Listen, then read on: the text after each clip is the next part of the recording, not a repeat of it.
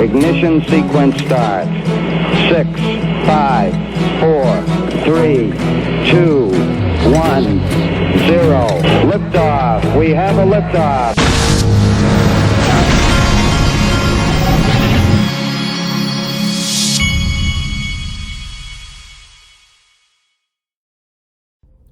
Hey everybody, this is the Digital Asset Investor, and I have some of those wasabi almonds that I'm sitting here eating. But I wanted to show you this right out of the gate. So CoinDesk has put this out just in: Republicans, Democrats, and U.S. Treasury have found compromise on a contentious crypto provision in the infrastructure bill Senator Toomey and Senator Loomis announced, but passage of the new language is far from certain. Now I'm going to go back into that, but I'm going to go into this further. But first I wanted to show you this, because the important thing is I believe we are seeing regulatory clarity, and I believe that right after that we're going to have some kind of resolution to this Ripple case sooner rather than later. This is just what I believe in my gut. Now, so I wanted to show you this and make a point. This is from MacAttack, Ripple price predictions as it sets its highs on Asia. And this article's just basically talking about all the good things Ripple has going on, like with ODL, and how they've got all these good things going on, but it's been held back by the lawsuit. And they're saying they think it could get to the $2 mark this year. I think it could do that without the resolution of a lawsuit. But I want to go back and make a bigger point. He makes it with his pinned tweet here, MacAttack does. If news comes out that Ripple will be able to settle the SEC lawsuit, you are too freaking late. He's 1,000% right here. There's one thing in the history of my financial life that I would not be willing to do, and that is to not own XRP before we get a resolution to this lawsuit. I believe that I personally believe there has never been any better opportunity in crypto with any digital asset than there is to be holding XRP right before an announcement of a resolution. And it's going to be resolved, folks. I think even the SEC would tell you that that's not going to be, that it's not going to not be resolved. Anyway, and then I saw this from Crypto Wizard, and I wanted to bring this to your attention as well. He said, making it look easy. This is a call he made back on July 30th. After a month spinning top, we're getting a monthly bullish hammer candle. 46,000 and then 56,500 coming. That's Bitcoin he's talking about. Now, back to the infrastructure bill. XRP Bart sent me this one. Rob Portman, same guy that was on CNBC this morning. I'm pleased to announce that Senators Warren, Toomey, Sinema, Loomis, and I have reached an agreement on an amendment to clarify IRS reporting rules for crypto transactions without curbing innovation or imposing information reporting requirements on stakers, miners, or non-brokers. And then there was this from Senator Cynthia Loomis, who is really, in my opinion, the hero in all of this. We've been working all weekend to come up with a compromise to address the digital asset broker issue in the bipartisan infrastructure framework. While it's not perfect, it protects innovation and doesn't choose winners and losers.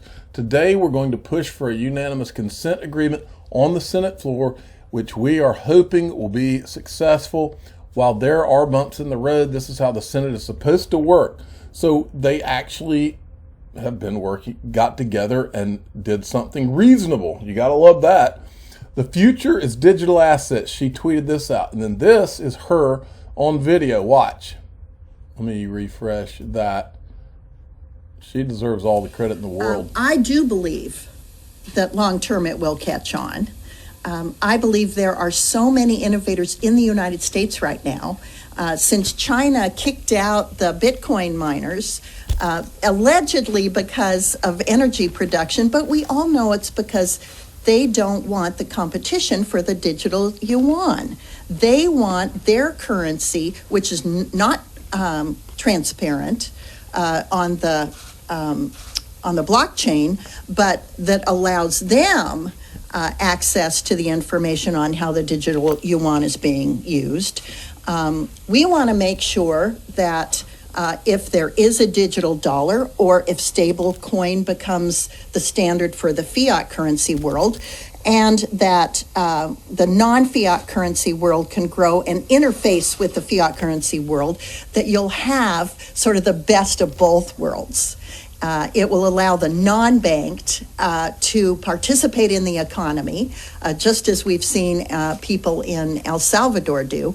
And it will also allow people to use it as a store of value. So I'm optimistic. I think that there's so much energy and excitement and innovation in that space. It's almost like when the internet first started, we're seeing this exponential growth. And so I'm very excited about this space, and I think that there's a lot to commend its very positive future in the United States. So there you go. I think that we came out of this, from what I can tell, pretty good. And then this was also, this guy's from the Washington Post, can confirm Treasury was consulted on this crypto agreement and does not oppose. So that's good. Then this was Jim Cramer this morning on CNBC. Well, what do you say? I am curious. I think that Does it revert to the norm that has been the case? Is this just a strange there's too short-term period of time? I think that there's too many companies that are looking to get in it. Too many companies too many banks that were in denial initially that now want to offer it. People. But you're talking about crypto now, and I'm You know what? I'll bet you money that Jim Cramer saw that clip of Gary Gensler and Tim Draper after what I just heard him say.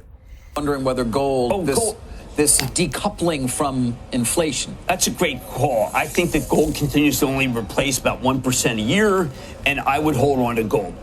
But I will say, when you listen to the show that preceded us, I mean, the trillions that are being printed, trillions.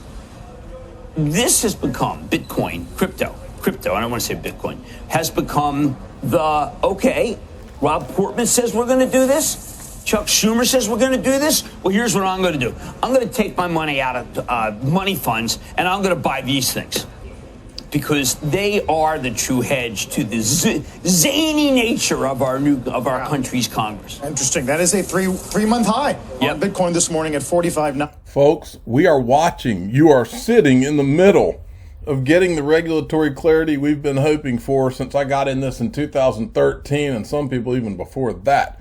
We're watching it, and I believe you're going to watch a Ripple settlement or a Ripple come out of this thing smelling like a rose in the process.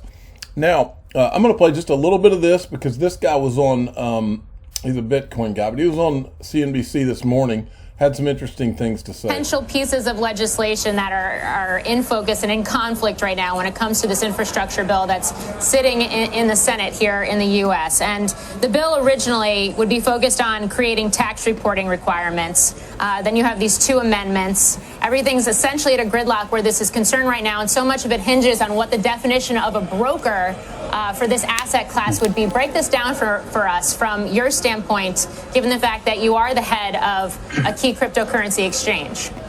Totally. So, the clearest context of the bill is that, U.S. crypto exchanges like Coinbase, Kraken, like FTX US, the exchange that I run, would have to send 1099s to the IRS, reporting trades on the behalf of their U.S. customers to help address underreporting of taxation. And that is totally reasonable. That's going to happen no matter what. That was sort of long expected. That, the exchanges that are filling a role similar to what something like E-Trade would fill for equities trades. That sort of isn't in contention and is true in all of these variants. However, the original language of the bill was fairly vague.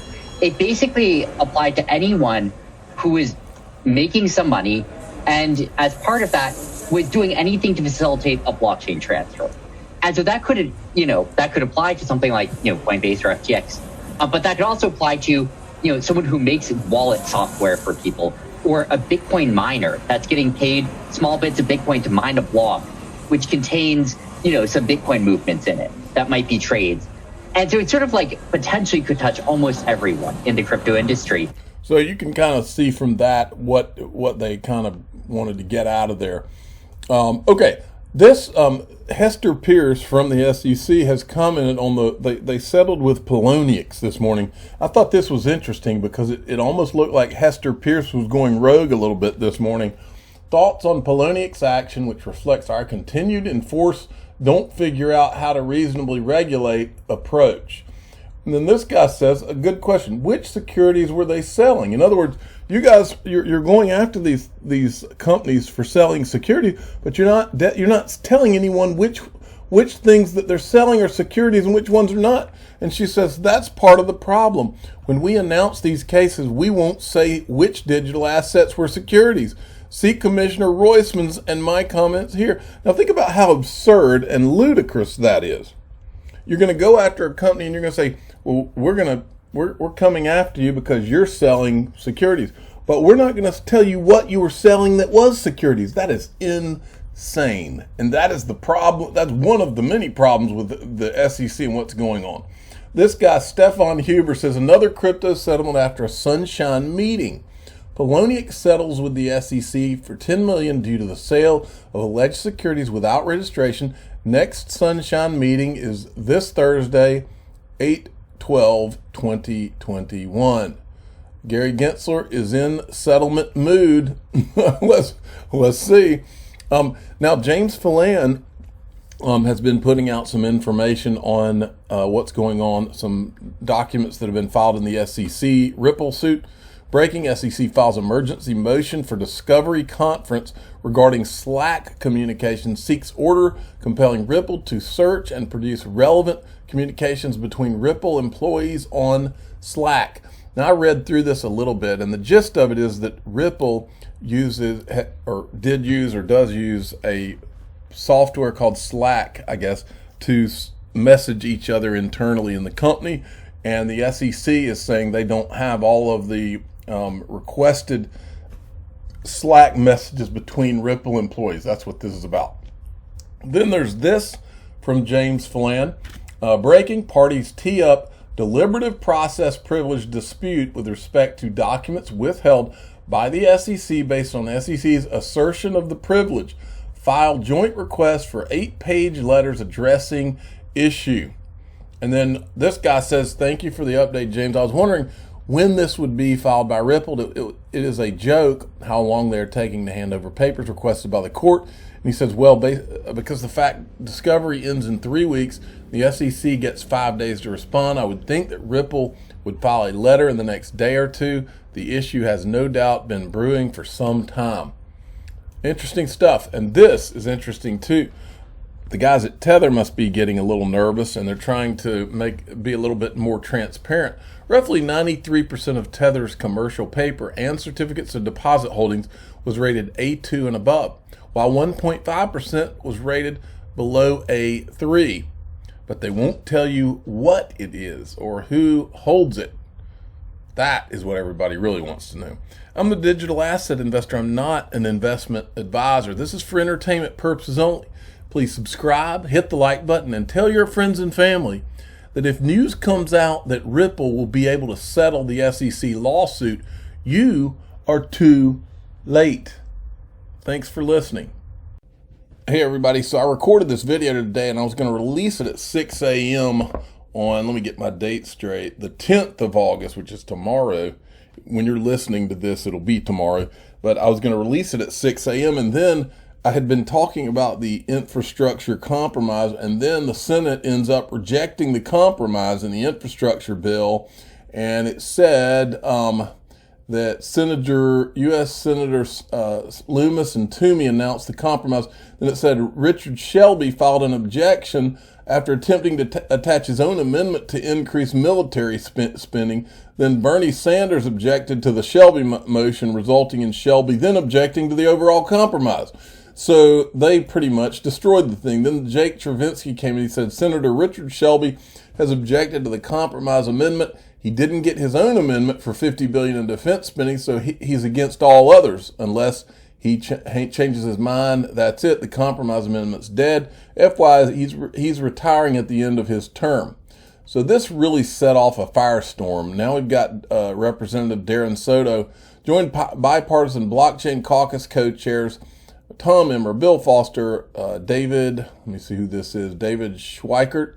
Letter to the House colleagues raising concern about cryptocurrency tax reforms in the bipartisan Senate infrastructure bill. So now I guess it goes to the House, and I think they can, I'm assuming they can change it there. But anyway, I just wanted to do this little update. Then, interesting, I saw Charles Hoskinson. He says, I think it's about time we get a rally going in Washington, D.C.